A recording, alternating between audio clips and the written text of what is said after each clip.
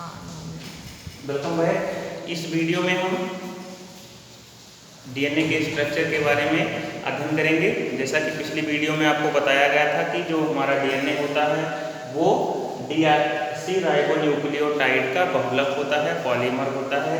Deoxyribonucleotide की बहुत सारी छोटी छोटी इकाइयाँ मिलकर हमारे डीएनए का स्ट्रक्चर बनाती हैं। और आपको ये भी बताया गया था कि जो न्यूक्लियोटाइड्स होते हैं वो तीन चीज, पेंटोज शुगर, नाइट्रोजनस बेस और फास्फेट ग्रुप, इन तीनों से मिलकर न्यूक्लियोटाइड बनता है। और यही न्यूक्लियोटाइड की जो छोटी छोटी इकाइयां हैं वो मिलकर एक पॉलीमर बनाती हैं, बहुलक बनाती हैं, और जो कि बाद में एक लंबी श्रृंखला हो जाने के पश्चात हमारे डीएनए का रूप ले लेती है।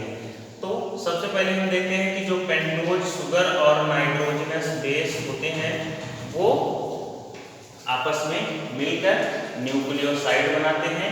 और इसी न्यूक्लियोसाइड में जब फास्फेट ग्रुप भी ऐड हो जाता है तब वो न्यूक्लियोटाइड कहलाने लगता है। तो यहाँ पर हम देखते हैं एक एक करके। सबसे पहले हमारा पेंटोज शुगर है। पेंटोज शुगर का मतलब ऐसी कोई शुगर जिसमें 5 कार्बन होते हैं उसको हम पेंटोज शुगर बोलते हैं। तो यहाँ पर हमारी जो डीएनए में शुगर है वो है डीऑक्सीराइबोज शुगर, जबकि आरएनए में राइबोज शुगर होती है। यहाँ पर एक जो अंतर है डीऑक्सीराइबोज और राइबोज शुगर में, एक मेजर डिफरेंस है डीएनए और आरएनए में, आपसे पूछा जाता है तब आप वहाँ पर ये अंतर बताते हैं कि राइबोज शुगर जो है वो आरएनए में पाई जाती है, जबकि डीऑक्सीराइबोज शुगर वो डीएनए में पाई जाती है। तो यहाँ पर आपको ये ध्यान रखना है कि जो डीऑक्सीराइबोज शुगर होती है वो हमारी एक पेंटोज शुगर है 5 कार्बन वाली। ये नंबरिंग आप याद रखेंगे 1 2 3 4 and this is the 5th carbon. और इसी 5th कार्बन पर यहाँ पर ये OH ऐड है और एक यहाँ पर हाइड्रॉक्सिल ग्रुप। इस डीऑक्सीराइबोज शुगर के साथ हमारा नाइट्रोजनस बेस, ये नाइट्रोजनस बेस आप जानते हैं 2 नाइट्रोजनस बेस जिसमें हम प्यूरीन और पिरिमिडीन, ये 2 हमारे नाइट्रोजनस बेस होते हैं, प्यूरीन और पिरिमिडीन। प्यूरीन में हमारा एडेनिन और गुआनिन,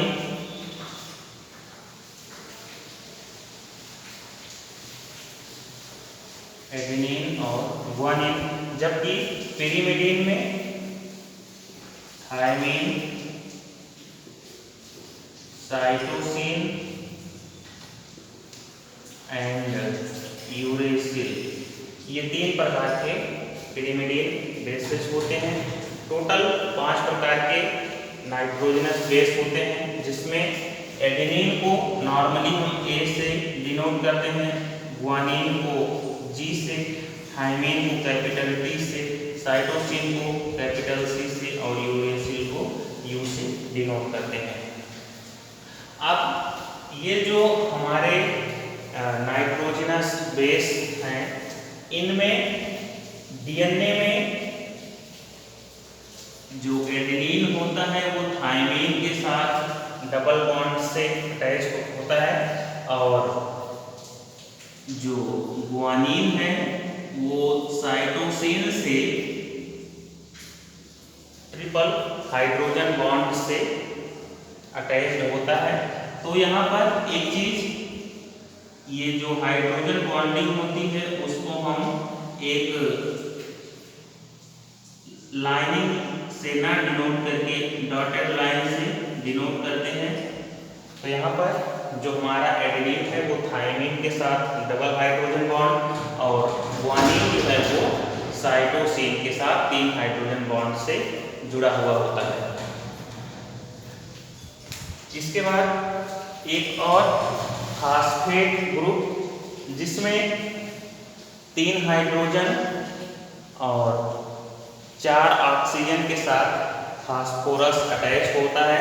इस इसमें जो ऑक्सीजन होता है वो फास्फोरस के साथ डबल बॉन्ड से अटैच होता है। अब यही तीन चीज डीऑक्सीराइबोस शुगर, नाइट्रोजनस बेस और ये फास्फेट ग्रुप आपस में मिलकर एक न्यूक्लियोटाइड की, ये जो आप न्यूक्लियोटाइड का स्ट्रक्चर देख रहे हैं, कुछ इस तरह से एक न्यूक्लियोटाइड का फॉर्मेशन करते हैं। तो यहाँ पर जो ये नीचे आप स्ट्रक्चर देख रहे हैं, ये डीऑक्सीराइबोस स्ट्रक्चर है जिसमें एक नाइट्रोजनस बेस यहाँ पर जुड़ा है और यहाँ पर नाइट्रोजनस बेस जब जुड़ता है तो एक वाटर मॉलिक्यूल जो है वो निकल जाता है।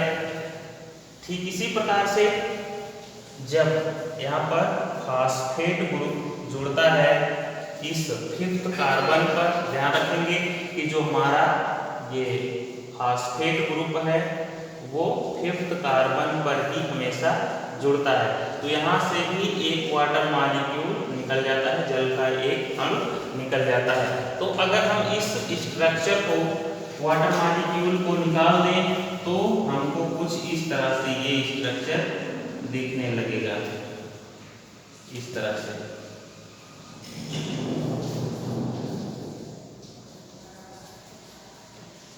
इस तरह से। और यहाँ पर नाइट्रोजनस बेस जो है वो इस पेंटोज शुगर के साथ एक एन ग्लाइकोसिडिक बॉन्ड से अटैच्ड होती है। अब यही जो न्यूक्लियोटाइड है एक के बाद एक आपस में जुड़कर एक लंबी श्रृंखला बना लेती है जिसको हम पॉलीन्यूक्लियोटाइड बोलते हैं। और वही जो पॉलीन्यूक्लियोटाइड है वो हमारे डीएनए का रूप ले लेती है। अब यहाँ पर हम इस स्ट्रक्चर में देखते हैं, ये डबल हेलिक्स है, डबल हेलिक्स डीएनए।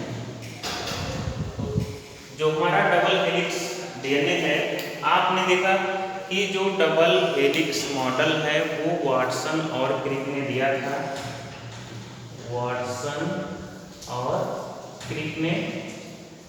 इनके अलावा दो और भी साइंटिस्ट इसमें शामिल थे, उनमें एक है फ्रैंकलिन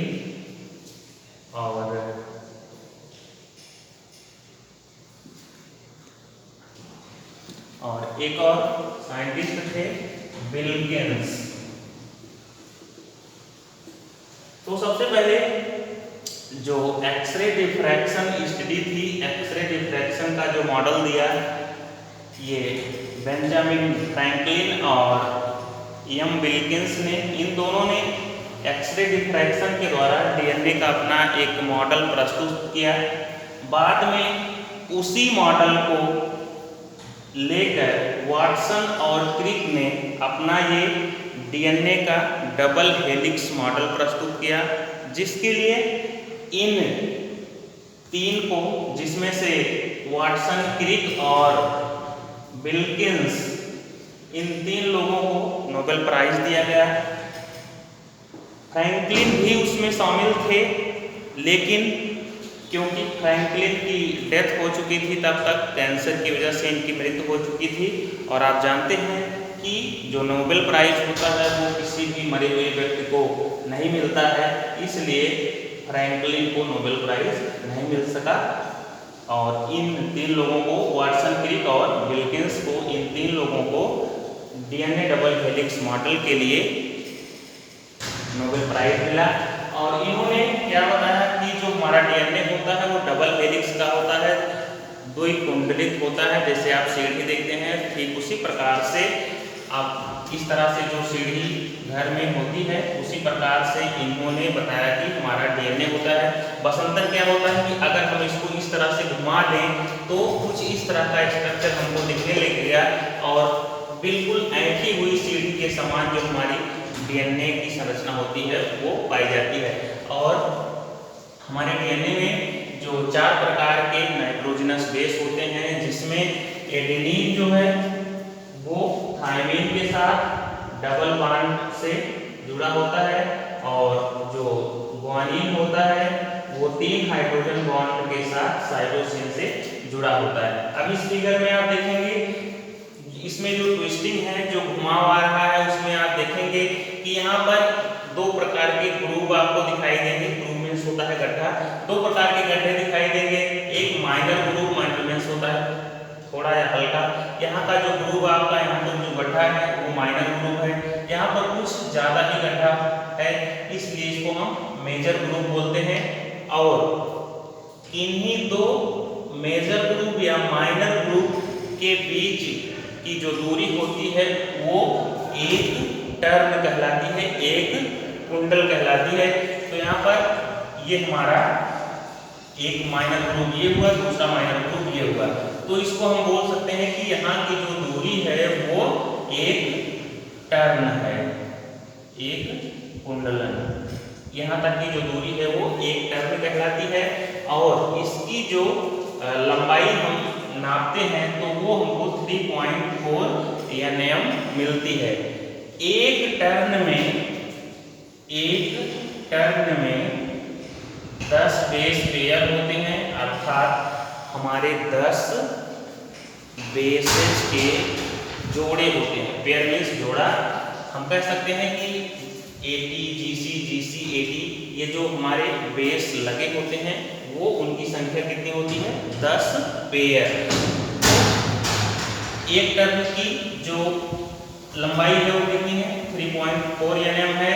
तो एक बेस पेयर की जो डिस्टेंस है, बेस पेयर डिस्टेंस होगी वो कितनी हो जाएगी? 10 से हम इसको डिवाइड कर देंगे तो आपका जो आंसर हो जाएगा 0.34 नैनोमीटर Nm।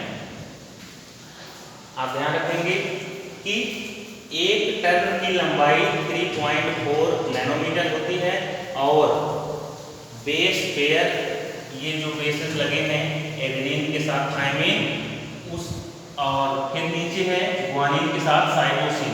तो इस A और G के बीच की जो दूरी होती है 0.3 नैनोमीटर होती है। और ये जो बेस आपस में लगे होते हैं इनकी जो पेयरिंग होती है उनकी जो दूरी होती है वो एक निश्चित दूरी होती है, कम या ज़्यादा कभी भी नहीं हो सकती है। और इन जो दोनों थ्रेड्स लगे हुए हैं, ये जो आप सीढ़ीनुमा संरचना देख रहे हैं, इनके जो बीच की दूरी होती है वो 2 नैनोमीटर होती है। ये जो स्ट्रक्चर आप देख रहे हैं ये एक प्रकार का BDNA है। 3 प्रकार के DNA होते हैं जिसमें से ADNA, BDNA और ZDNA। ये 3 प्रकार के DNA होते हैं। इसमें से A और B ये दोनों राइट हैंडेड होते हैं। इनका जो कुंडलन होता है वो दाहिने हाथ की तरफ होता है। ये देख रहे हैं आप इस तरह से राइट हैंडेड है। जबकि जो ZDNA होता है ये लेफ्ट हैंडेड होता है, लेफ्ट हैंडेड DNA होता है। तो हम इसके पहले अभी जस्ट पढ़े हैं न्यूक्लियोटाइड को। तो यहाँ पर ये जो दोनों आपको सीढ़ी के डंडे जैसी संरचना दिख रही है, इसी में जो न्यूक्लियोटाइड्स हैं वो आपस में एक श्रृंखला बना लेते हैं और इन दोनों सीढ़ी के डंडे जैसी संरचना को बीच में आपस में हमारे नाइट्रोजनस बेस एडेनिन के साथ थायमिन, ग्वानिन के साथ साइटोसिन, इसका जो क्रम है कोई फिक्स नहीं है, किसी भी क्रम में जुड़ सकता है। और इनकी जो दूरी होती है वो फिक्स होती है, लेकिन इनका कोई भी क्रम फिक्स नहीं होता है। तो इस तरह से इनमें पेयरिंग होती है और इन एक दूसरे बेस के बीच की दूरी 0.34 नैनोमीटर होती है। और जब इसमें कुंडलन हो जाता है, ट्विस्टिंग हो जाती है, तो इसको हम एक टर्न बोलते हैं और एक टर्न के बीच की जो दूरी होती है 3.4 नैनोमीटर होती है। तो ये था हमारा DNA का डबल हेलिक्स मॉडल। वाटसन और क्रिक के अनुसार।